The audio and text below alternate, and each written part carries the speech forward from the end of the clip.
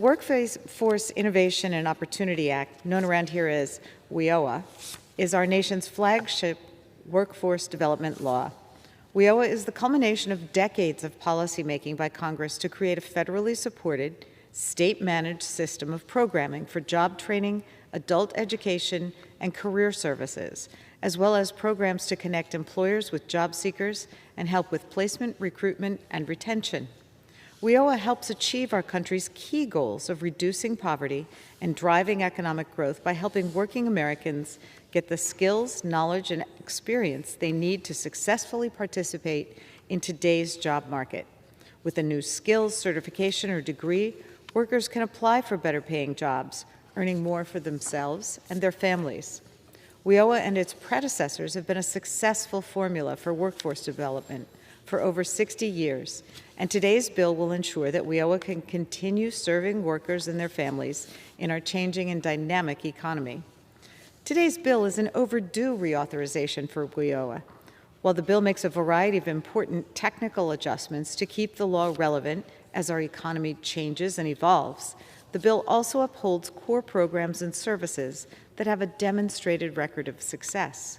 The bill's main achievement is raising WIOA's funding levels to meet the needs of our workforce. Since the 1980s, the number of working Americans has doubled, but the funding for our workforce development programs has fallen by over 60%, even as jobs and our economy have been invented and changed at a dizzying pace. Most of the drop in funding happened within the last 20 years as that pace accelerated. The story of WIOA is the same as that of many of our nation's key programs to help working families. 20 years of harmful budget cuts and misguided austerity, led by Republican presidents and Republican majorities in Congress, have resulted in WIOA lacking the proper funding to meet the needs of the American workforce and to allow members of that workforce to reach their full potential.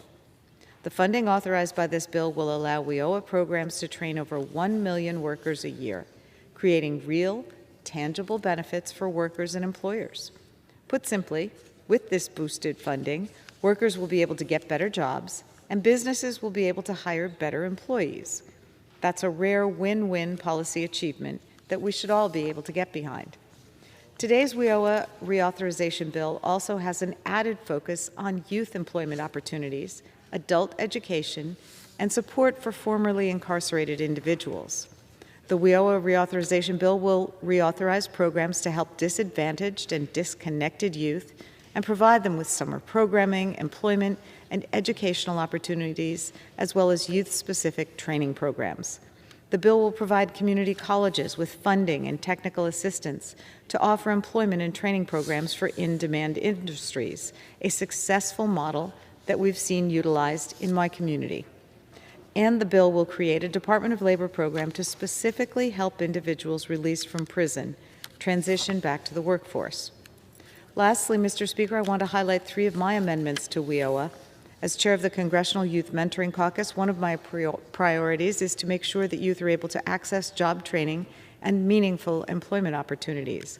We know that mentors can have a positive impact on youth in their career exploration and early employment opportunities.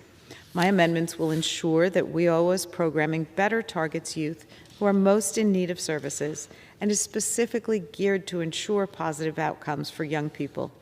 The amendments will make summer and year-round employment opportunities accessible to more young people.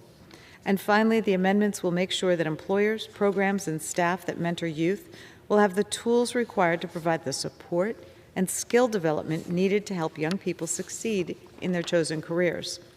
All in all, the Workforce Innovation and Opportunity Act will address both recent and long-term challenges in the labor market. Right now, our economy has a shortage of approximately 4 million skilled workers, and that shortage is expected to continue to grow. Reauthorizing WIOA is a key to this problem, so I encourage all my colleagues to help American workers and pass this bill. Mr. Speaker, sadly, this rule also includes 3 suspension bills that failed on the floor after our Republican colleagues obstructed the business of the House of Representatives. Included in today's rule is the Targeting Resources to Communities in Need Act and 2 naming bills, which were all blocked by House Republicans with no other purpose than to obstruct the work of Congress on behalf of the American people. Passing bills on suspension is one way in which Congress tries to streamline its work in order to devote more time to the most pressing issues of the day. Suspension bills are bipartisan bills narrowly tailored to the problems they address. To get on the suspension calendar and to be considered with an expedited process, a bill must have demonstrated strong bipartisan support. By the time a suspension bill gets called up on the House floor, majorities of both Republicans and Democrats have to be willing to back the bill. However, some of our colleagues across the aisle have compromised this suspension system solely to waste the time of the American people and for political theater.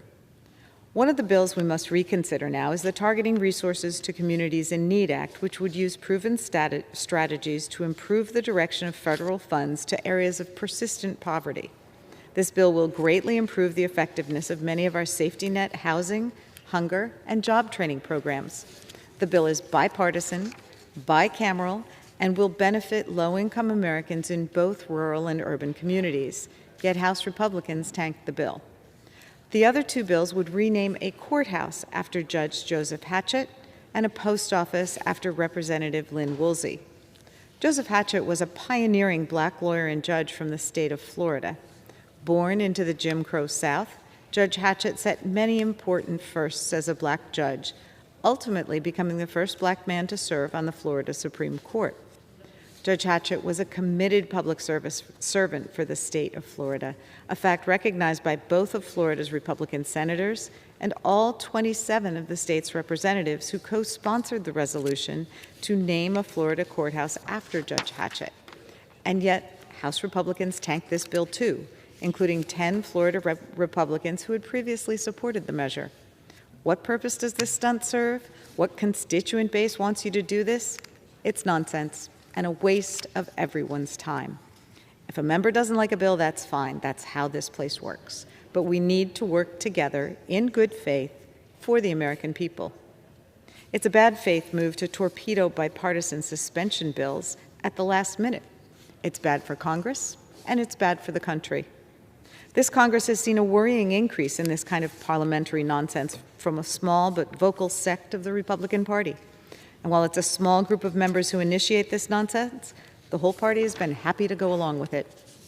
With these three suspension bills, the minority leader continues his long and troubling streak of being unable or unwilling to control the behaviors of the members of his party. It's not a good path for our country. We've been trending down this road for a while, and January 6th was the painful result of this type of behavior. We should not be here to fight each other. We should be here to help the American people.